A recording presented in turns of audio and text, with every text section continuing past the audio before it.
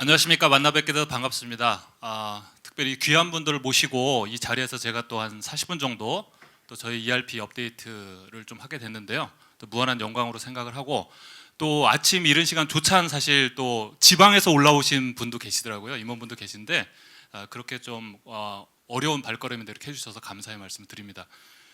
사실 좀 전에 저희 케니 부문장님께서도 말씀을 드렸지만 사실 ERP가 이제 계속 변화되고 있고, 특히 이제 저희가 1990년대 말에서 2000년대 초반에 사실 ERP가 이제 붐이 일기 시작을 해가지고 2000년대 사실 상당한 많이 확산이 되는 그런 계기가 됐었죠.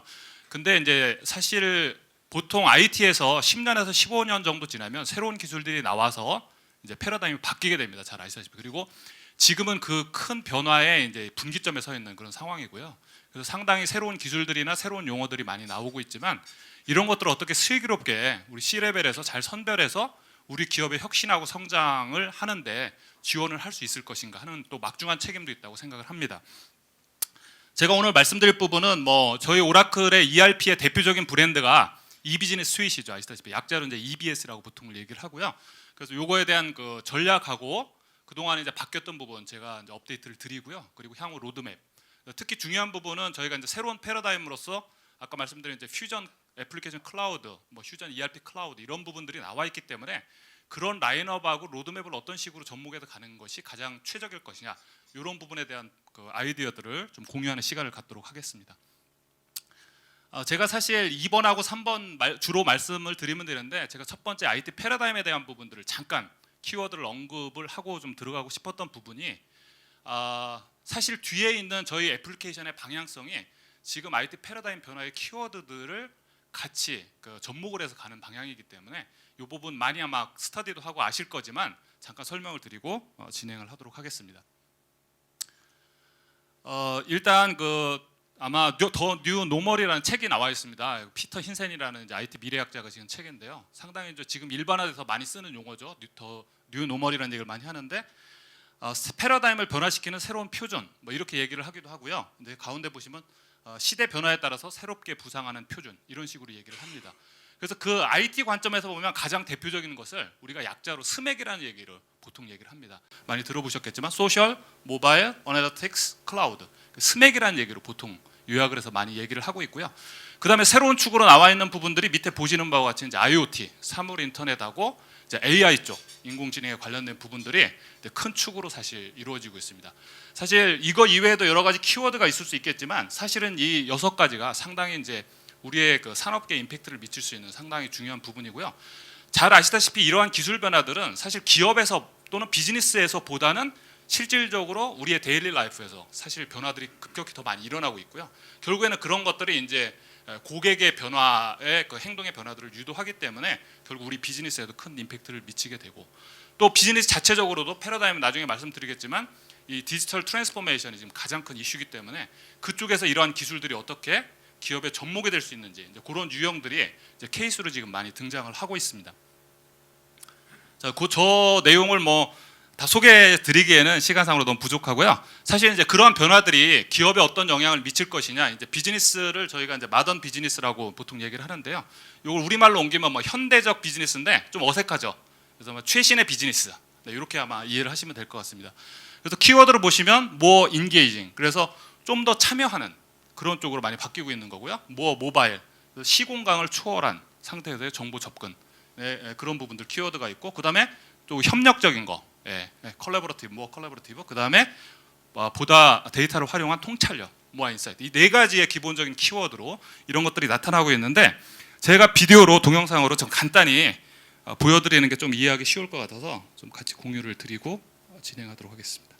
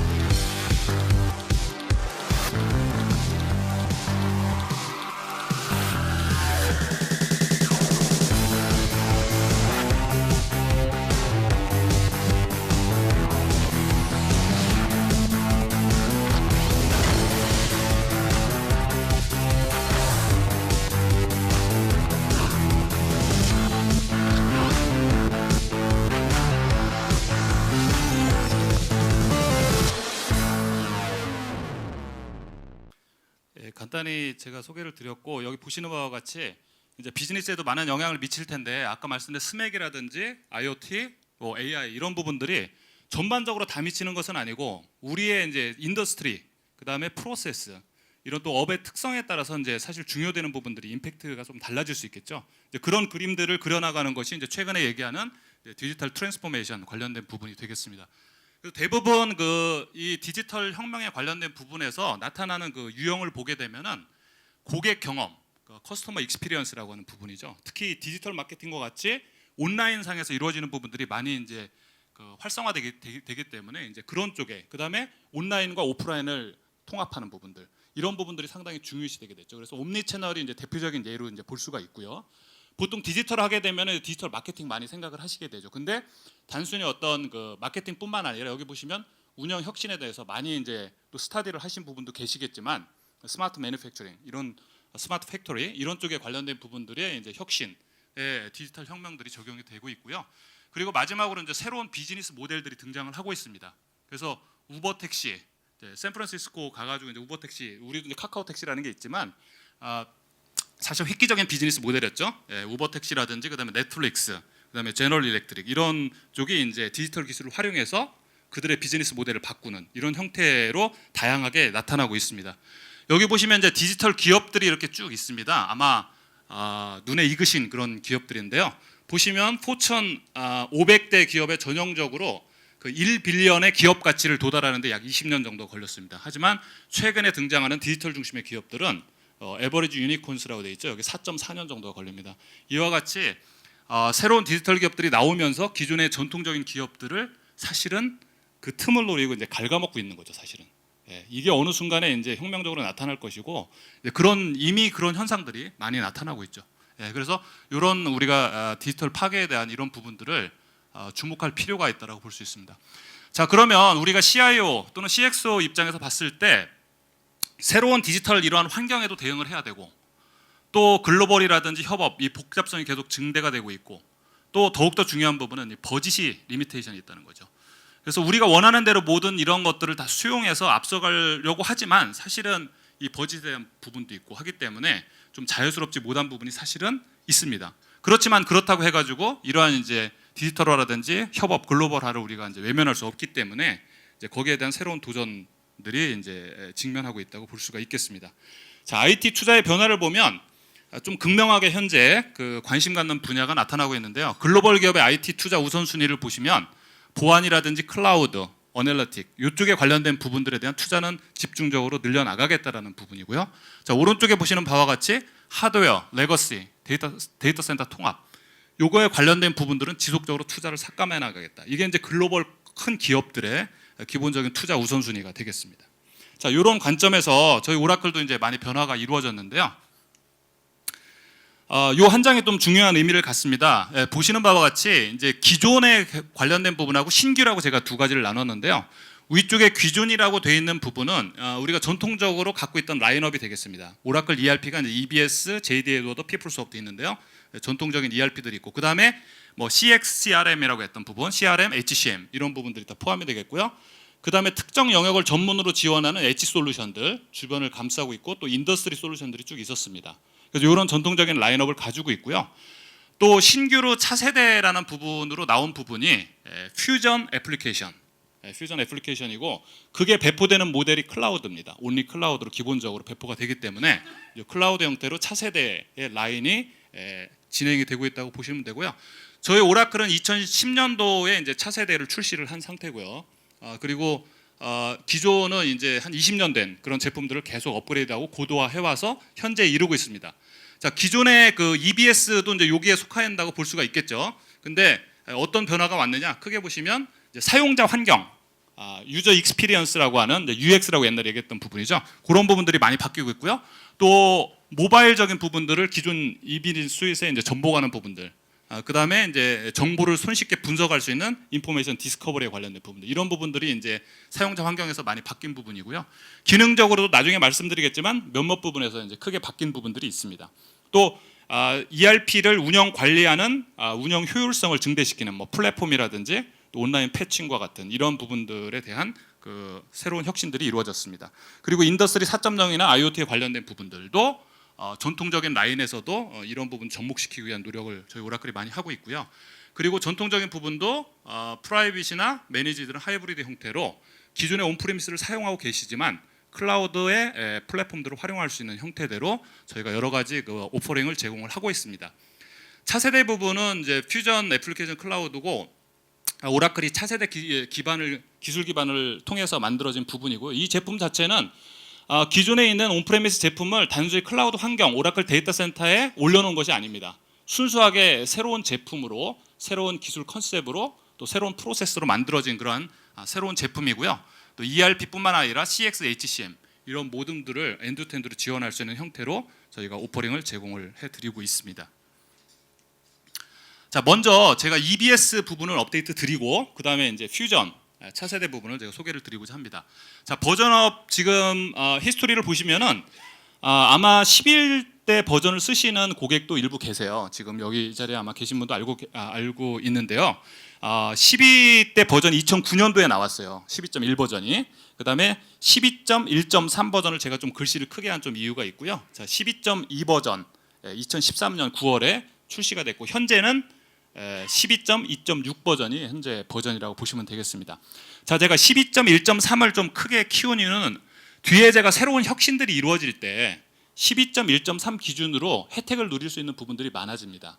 그렇기 때문에 제가 이제 이 부분을 말씀드렸고, 그래서 기존의 이 밑에 버전을 쓰시는 고객분들께서는 가능하시면 12.1 버전 이상으로 업그레이드를 하는 것을 기본적인 방향으로 보시면 될 것 같습니다. 자, 가장 큰 변화들이 뭐냐? 첫 번째, 유저 익스피리언스, 그다음 모빌리티 이런 부분들이고요. 두 번째 혁신은 특정 부분에 있어서 기능의 향상들이 이루어졌습니다. 그리고 세 번째는 IT 운영, 또 ERP 운영의 효율성을 개선하는 그러한 몇 가지 기능들을 소개를 드리도록 하겠습니다. 첫 번째 UX 부분은요, 사실은 ERP, 전통적인 ERP에서 가장 불만이 많았던 부분 중에 하나가 사용자 편의성이나 뭐 UI, 뭐 화면 이런 부분, 화면 구성에 대한 부분들이 되게 많았거든요. 사실은 플랫폼이 다르기 때문에 기존 UI 있던 거를 모두 다 바꿀 수는 없습니다. 하지만 가능하면 최신의 UI 기술들을 활용해서 저희가 차세대로 만들었던 그런 기술들을 전통적인 EBS의 온프레미스 ERP에 덧입혀서 UI를 최대한 개선할 수 있는 만큼 저희가 개선해 나가고 있습니다. 그래서 그런 여러 가지 기능들, 특히 모바일에서 활용할 수 있는 패드라든지 이런 데 활용하시기 쉽게 그런 기능들을 추가적으로 전통적인 ERP에도 저희가 개선을 이루고 있고요. 보시면 이게 오른쪽에 보시는 것이 이제 차세대 ERP 클라우드의 화면입니다. 처음 화면인데요. 왼쪽에 보시면은 EBS거든요. 12.2 버전 보시면 화면이 거의 똑같습니다. 아이콘이나 이런 부분을 다 통일해서 좀 더 미려하고 사용자가 편하게 사용하게끔 바뀌었습니다. 그래서 이런 부분들도 저희가 EBS라고 해서 옛날 구닥다리 이런 인식이 아니고 새롭게 좀 화장을 하면서 좀 새로운 모습으로 다가갈 수 있도록 저희가 구성을 해드리고 있고요. 그리고 모빌리티가 강화가 됐는데요. 안드로이드나 iOS에서 다 쓰실 수 있도록 모바일 애플리케이션 오라클이 지속적으로 개발을 해서 출시를 하고 있습니다. 자, 그러면은 지금 나중에 말씀드릴 그 퓨전 애플리케이션 클라우드 같은 경우에는 모바일 자체가 레디돼 있어요. 모바일에 특화되어 있기 때문에 뭐 어떤 디바이스를 쓰더라도 불편함이 없이 쓰실 수 있지만 전통적인 ERP는 모바일 프레임워크를 고민해서 만든 제품이 원래 아니에요. 그렇기 때문에 모바일 환경을 ERP 정보들을 모바일 환경에서 보시려고 하면 별도의 작업들이 필요합니다. 저희 같은 경우는 ADF 모바일이라는 그런 플랫폼을 활용해서 또 개발을 하셔야 돼요.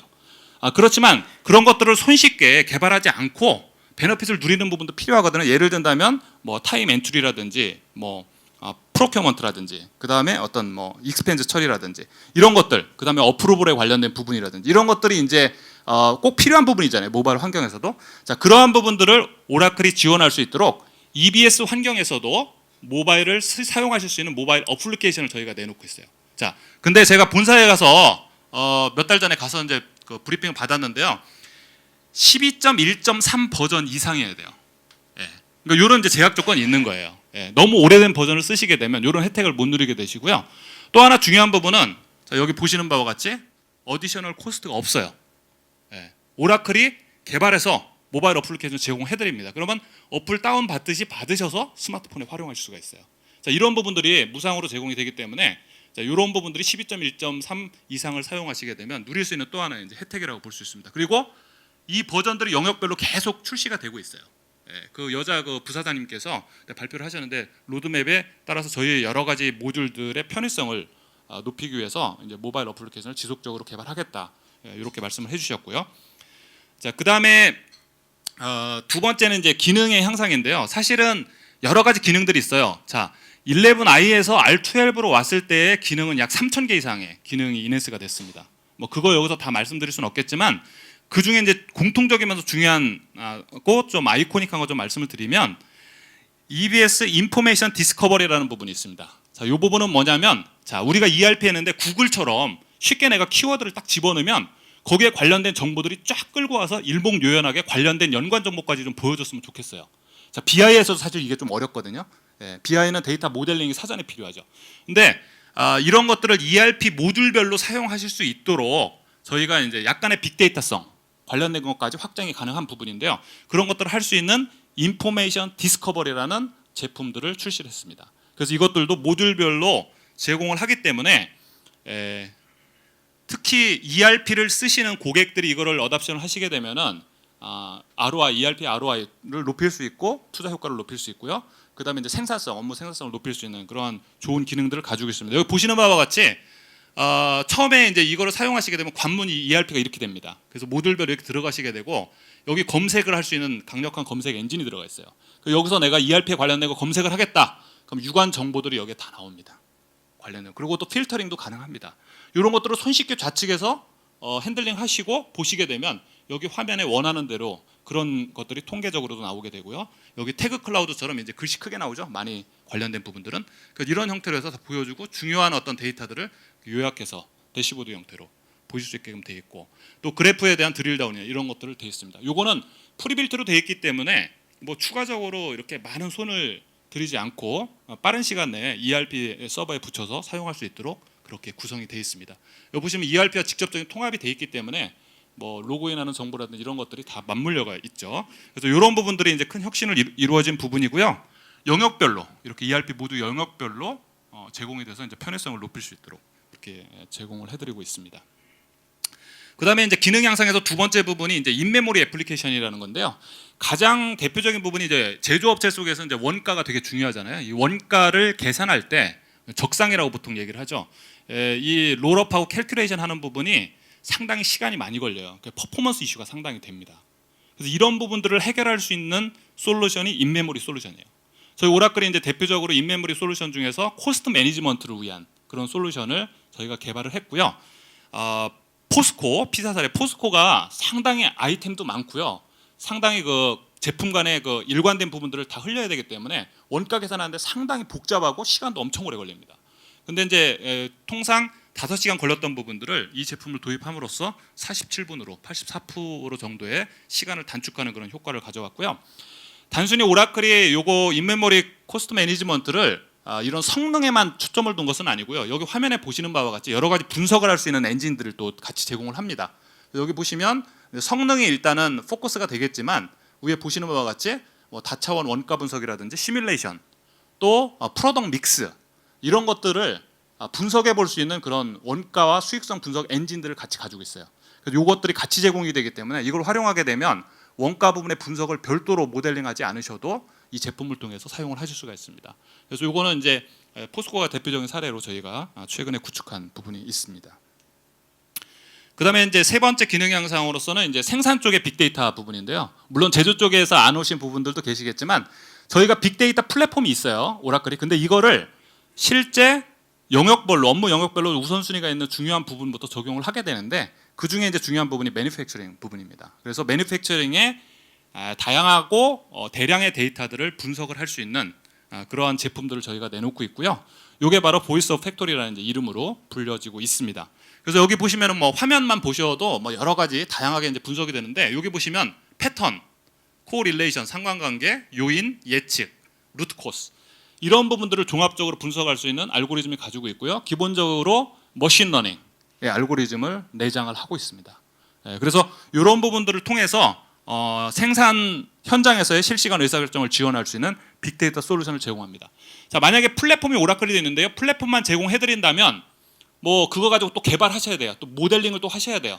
하지만 이거 같은 경우는 오라클 ERP하고 직접 타이틀리 데이터 모델이 연계돼 있으면서 분석할 수 있는 엔진들이 제조 현장에 특화된 부분으로 5가지 영역에 대해서 분석할 수 있는 모델들이 미리 만들어져 있기 때문에 그런 어떤 프리빌트의 효과들을 충분히 누리실 수가 있는 부분입니다. 그래서 예를 든다면은 이게 이제 ERP거든요. ERP 쪽에 특정 설비에 관해서 센서 데이터를 캡처를 합니다. 그리고 그걸 분석을 해보니까 문제가 있는 거예요. 그럼 이상 징후가 되면 자동적으로 이때 생산된 부분들을 품질 부적합 판정을 합니다. 그리고 설비에 이상이 있기 때문에 해당 설비에 대해서 자동적으로 메인터넌스를 할 수 있는 워크 오더를 내리게 됩니다. 이건 시스템 내에서 사람의 손을 거치지 않고 자동적으로 그런 알고리즘에서 처리될 수 있는 부분이죠. 그래서 이거는 단적인 예지만 이런 부분들이 이제 생산 현장에서 커버할 수 있도록 빅데이터를 분석할 수 있는 그런 부분이고요. 여기 이제 화면들이 여러 가지 나와 있습니다. 이런 형태로 해서 이러한 여러 가지 다양한 분석들을 할 수 있도록 구성이 되어 있습니다.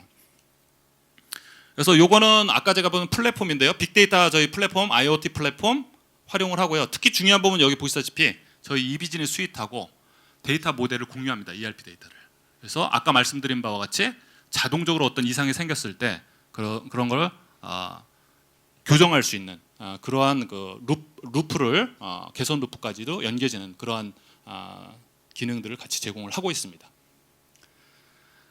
그리고 이제 세 번째는 운영 효율성인데요. ERP를 관리하고 이제 IT를 관리하는 부분에서의 운영 효율성인데 12.2점대 버전에서 가장 달라진 부분은 플랫폼이 바뀌었습니다. 사실은 이게 기술적으로 되게 바뀐 부분인데 이 플랫폼은 저희가 퓨전 애플리케이션에 하면 차세대의 플랫폼하고 동일합니다. 그 플랫폼으로 탑재를 할 수 있도록 12.2 버전에서 바뀌었다는 부분이 가장 큰 부분이라고 볼 수가 있습니다. 좀 기술 기반이 좀 바뀌었기 때문에 이제 테크니컬한 측면에서는 좀 변화가 크다고 볼 수가 있겠고요. 그래서 12.1점대 버전으로 예를 들면 12.1.3 버전으로 가신 고객도 있고요. 그 다음에 12.2 버전으로 직접 가신 고객들도 계세요. 여기 이제 유형들이 이렇게 나와 있는데 이렇게 보시면 되겠고요. 제가 아까 말씀드린 바와 같이 최소한 12.1.3 이상으로 유지를 하시면 아까 말씀드린 그런 특징들에 대한 혜택들이 누릴 수 있는 기회가 많기 때문에 그런 부분들에 대해서 업그레이드가 안 된 부분들은 최소한 그런 부분의 업그레이드를 고려하셔야 된다는 거 말씀을 드렸습니다. 그리고 운영 효율성 측면에서 중요한 부분이 이제 업그레이드나 이런 걸 하시게 되면 다운타임 문제가 사실 상당히 큽니다. 실제 큰 기업에서의 다운타임을 오래 가져가게 되면 상당히 좀 문제가 많죠. 그래서 다운타임을 줄이는 게 상당한 이슈가 되는데 12.2 버전이 나오면서 온라인 패칭이 나오게 됩니다. 이 기능을 활용하시게 되면 여기 보시는 바와 같이 이 프리페어부터 클린업까지 이 단계에서 12.1 버전에서는 유저가 다 오프라인을 해야 되기 때문에 다운타임 기간이 상당히 길어졌지만 이제 온라인 패칭이 나왔기 때문에 여기 보시는 바와 같이 컷오버 부분만 유저가 오프라인 상태로 있게 됩니다. 그렇기 때문에 상당 부분 다운타임을 줄일 수 있는 그러한 그 기능들을 제공을 하고 있기 때문에 사실 뭐 업무적인 부분은 뭐 그 크게 영향을 안 미친다고 생각할 수 있겠지만 사실 IT 부분에서는 상당히 중요한 부분이죠. 그래서 ERP를 업그레이드할 때 이러한 효과들을 누릴 수 있도록 기능 개선이 이루어졌습니다. 자, 그 다음에 이제 차세대 부분을 좀 설명을 드리려고 합니다. 이게 새로운 라인인데요. 아까 말씀드린 스맥에 관련된 부분들을 ERP라는 클라우드, 또 좀 더 나가면 CX, HCM 클라우드에 모두 반영이 돼 있어요. 예. 그러니까 예를 든다면 아까 말씀드린 바와 같이 뭐 UX 따로, 모바일을 필요한데 뭐 ERP에 또 모바일 환경 따로 구축, 또 협업하는데 협업 콜라보레이션 기능 따로 구축, 또 뭐 통찰하고 분석을 하기 위해서 BI 부분을 따로 구축, 그 다음에 실시간 업무 모니터링하기 위해서 BPM이라는 솔루션 따로 구축. 옛날에는 다 ERP 전통적으로 그랬죠. 근데 지금 부분은 차세대는 이런 부분들이 아예 다 내장이 돼 있어요. 차세대의 어떤 변화들을 수용할 수 있는 구조로 전체 모습이 변화됐다고 이렇게 보시면 될 것 같습니다. 그래서 이런 어떤 자세한 특징들을 제가 이 자리에서 다 소개드리기는 조금 아쉬운 부분이 있는데 어쨌든 이런 큰 변화들은 기존의 어떤 IT 변화 패러다임을 그대로 수용해서 ERP에 구축이 되어 있다 하는 부분이고 큰 부분은 이렇게 클라우드로 배포가 된다는 것이 이제 큰 차이라고 볼 수가 있겠습니다. 그래서 전체 포트폴리오를 보시면 ERP, SCM 클라우드, CX 클라우드, HCM 클라우드 큰 영역으로 저희가 커버리지를 다 갖고 있고요. 뭐 넓은 의미에서 저희가 익스텐디드 영역까지 전부 다 ERP라고 보통 통상적으로 얘기를 하시기도 하지만 좀 더 구분을 한다 그러면 이제 ERP, CX, HCM 이런 식으로 구분해드릴 수가 있고요. 전체 밸류체인 상에서 지금 제가 말씀드린 부분들이 클라우드로 전부 차세대로 제품들이 오퍼링이 돼 있습니다. 심지어 제조 부분까지 이제 올해 출시가 됐기 때문에 전체 라인업이 구성이 돼 있고요. 조금 더 지금 R11 버전인데요. R12, R13이 내년에 나옵니다. 내년에 나오는데 그때 이제 보강이 좀 더 남은 부분, 여기 SCM 부분, 이 부분을 좀 더 딥다이브하게 기능을 보강하는 부분들이 남아 있습니다. 그리고 새로운 제품들이 좀 더 출시가 될 거고요. 그렇지만 현재 상황으로 봤을 때 제가 여기 초록색으로 표시한 것처럼 백오피스까지 모든 영역들을 클라우드 내에서 차세대 ERP로 구축을 할 수 있는 그런 환경들이 구성이 되어 있습니다. 그래서 현재 2016년에 R11이고요.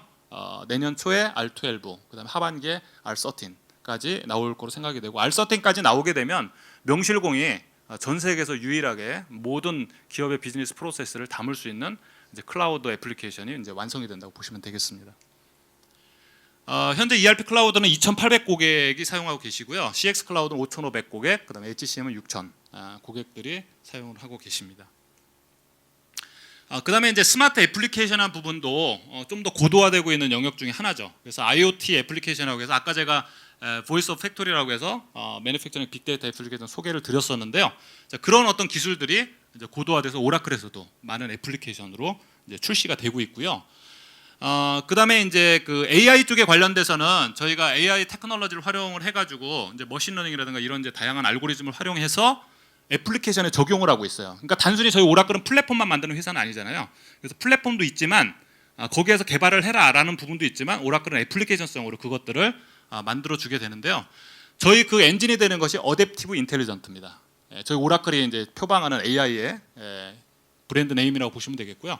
이 어댑티브 인텔리전트를 통해서 머신러닝이나 이런 것들을 통해서 이제 AI를 구현할 수 있는 그런 것들이 지금 돼 있고 물론 이 부분은 여기 CX라고 하는 부분에 있어서 상당히 많이 채용이 되고 있습니다. 그 효과도 상당히 큰 부분이고요.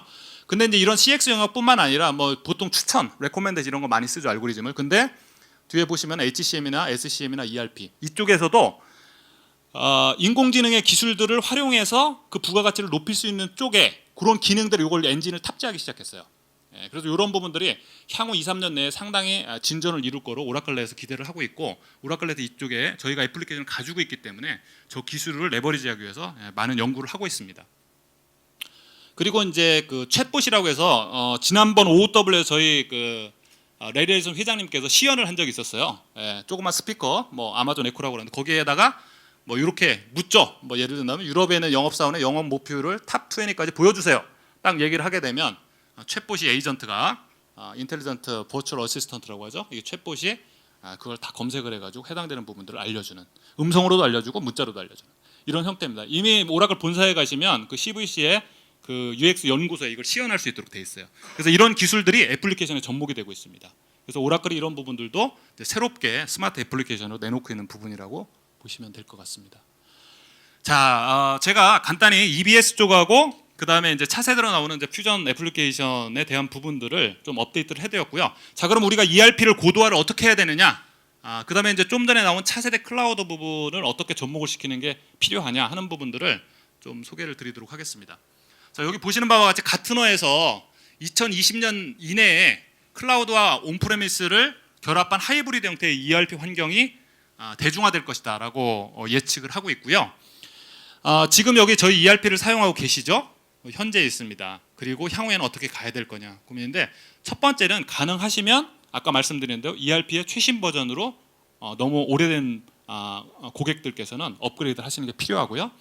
그리고 차세대 클라우드를 기존의 온프레미스 영역에서 적용되지 않은 새로운 영역들에 대해서 순차적으로 접목을 해나가시는 것, 그리고 궁극적으로는 코어 부분까지도 클라우드 차세대로 트랜스포메이션 하는 것, 이런 것들을 한번 전체적으로 생각해 보는 것이 필요하지 않을까 생각을 합니다. 자, 전체 그림을 보시면 애플리케이션 이렇게 되어 있죠. 코어, ERP, SCM이 쭉 있고요. 그 다음에 HCM, CX 쪽이 있습니다. 그리고 여기 보면 엣지라고 되어 있는 부분들 있죠.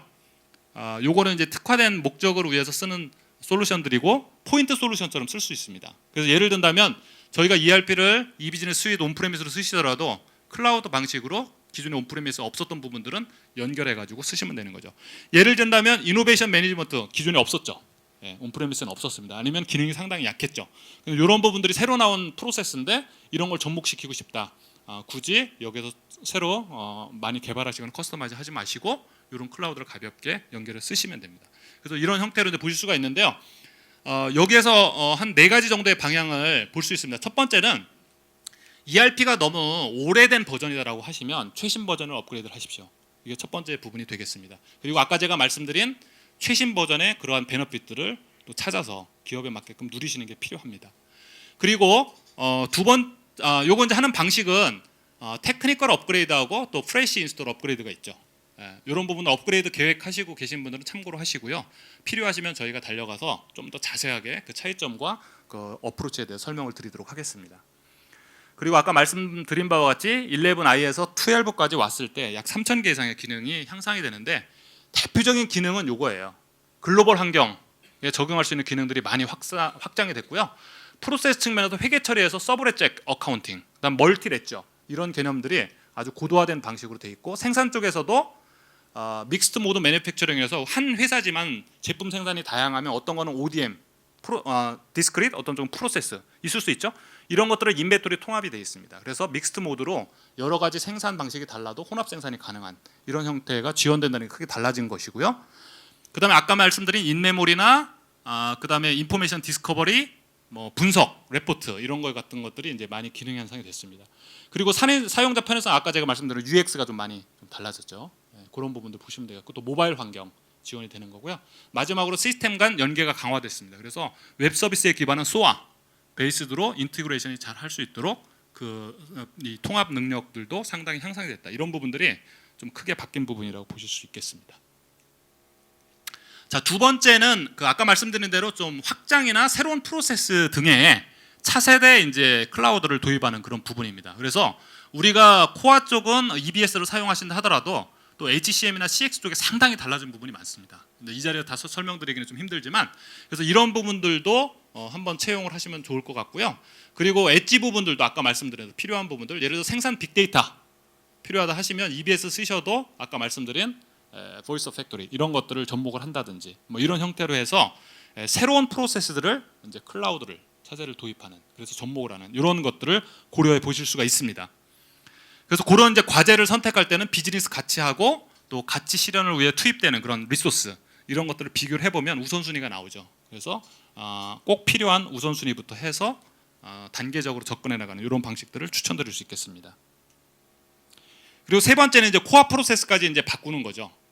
심지어 생산이 있다면 생산 쪽까지 바꾸는 건데, 만약에 기업 규모가 크고 복잡성이 높은 경우에는 좀 중장기적으로 보시는 것이 좋을 것 같고요. 그리고 만약에 재무 중심의 ERP를 사용하고 계시거나 제조가 아닌 부분들이 지금 계시거든요. 뭐 건설이라든지 또 이런 쪽은 사실은 기존에 쓰시던 ERP를 재무 중심이라면 과감히 차세대로 바꾸는 것도 적극적으로 한번 고려해볼 필요가 있을 것 같아요. 실제적으로 글로벌적으로 이제 이런 사례들이 또 많이 나오고 있습니다. 그래서 그런 부분들은 좀 더 중장기적인 것이 아니라 단기적인 그러한 트랜스포메이션도 가능하다라고 말씀드릴 수 있겠습니다. 그리고 마지막으로 이제 플랫폼하고 인프라스트럭처인데요. 자, 이 부분은 ERP를 이비즈니스 스윗을 그대로 쓰신다 하더라도 클라우드 환경에서 운영을 하실 수 있도록 제공하는 부분입니다. 크게 보면 퍼블릭, 프라이빗으로 구성이 가능하고요. 자, 퍼블릭으로 저희가 제공하는 부분은 인프라스트럭처하고 데이터베이스, 그다음에 이제 운영까지, 애플리케이션 운영까지 하시게 되면은 그 워크로드를 갖다가 저희 오라클 데이터 센터의 인프라스트럭처 플랫폼에 올리시는 거죠. 지금 EBS를 그런 형태입니다. 만약에 조직 규모가 되게 큰 경우에는 테스트나 QA 이런 환경부터 단계적으로 옮길 수 있겠죠. 프로덕션 말고요. 그래서 그런 형태의 것들도 비용 효과 절감 효과가 크다라고 하시면 분석을 하셔서 분명히 그런 선택을 하실 수도 있겠습니다. 그리고 마지막으로 이제 오라클 클라우드 머신이라는 그러한 그 프라이빗 클라우드를 위한 전용 머신을 자사의 데이터 센터에 놓고 서비스를 오라클로부터 받으시는 부분이 되겠습니다. 그래서 프라이빗 클라우드 환경을 EBS를 사용하신다 하더라도 구축을 하실 수 있는 그런 오퍼링을 제공을 해드리고 있습니다. 자, 이거의 가장 큰 선택은 결국에 돈이겠죠.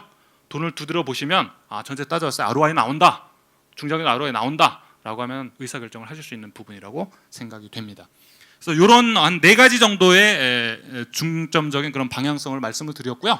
자, 구체적으로 우리 회사마다 다 상황이 다르기 때문에 우리 회사는 어떤 로드맵을 가지고 가야 되냐 고민하시게 되면 혼자 고민하지 마시고 저희를 불러주십시오.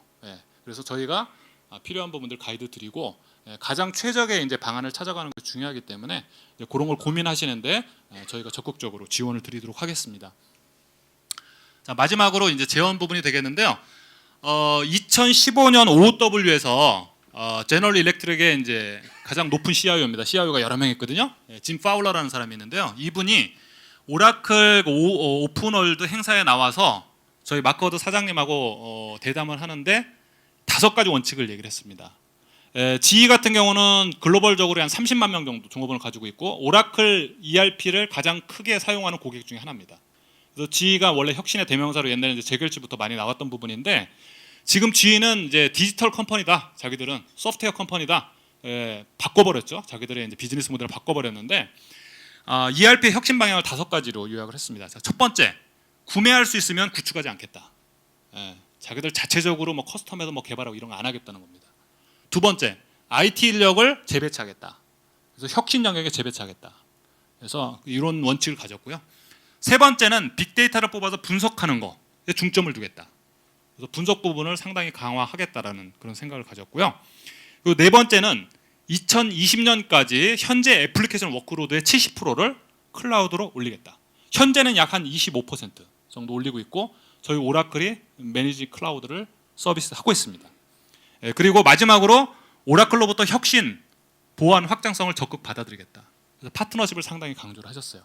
이 5가지 원칙에서 지인은 오라클과 같이 갈 거다라고 했고 지난번 제가 본사 갔을 때 저희가 빅데이터하고 IoT 관련된 이런 부분에 이제 그 커뮤니티가 있었습니다. 거기에 이제 지도 같이 오셔가지고 여러 가지 얘기도 해주시고 했고 상당히 이제 저희 오라클하고 친밀한 관계가 있는데 지의 기본적인 원칙, 오라클하고 가겠다. 너무 단기적으로 바라보지 않고 중장기적으로 가겠다. 이런 원칙을 가지고 계십니다.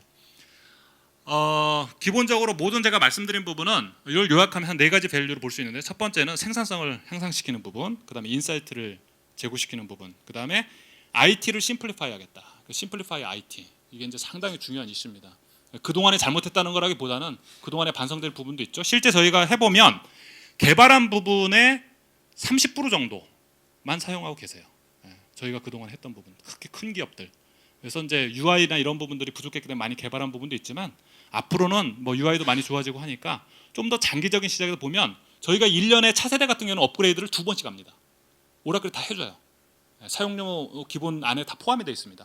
그걸 하시게 되면 오라클하고 장기적인 파트너십을 갖고 가면 오라클이 상당히 해결해주고 필요하다면 아까 케니 본부장님 말씀하셨듯이 본사 가서 한국의 요구사항들 낼 수도 있습니다. 개발팀에.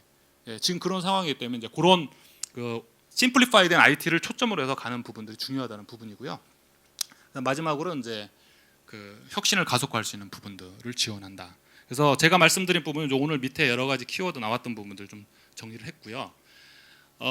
마지막으로 제가 이제 드리고 싶은 말씀입니다. 좀 전에도 말씀드렸지만 이 파트너십 부분이 되게 중요하다. 결국에 큰 그림을 같이 그리고 같이 간다. 이런 마인드가 상당히 중요하다고 보고 있고요. 이 사실 파트너십이라는 건 뒤에 보시는 바와 같이 상호 이익이 돼야 되는 거죠.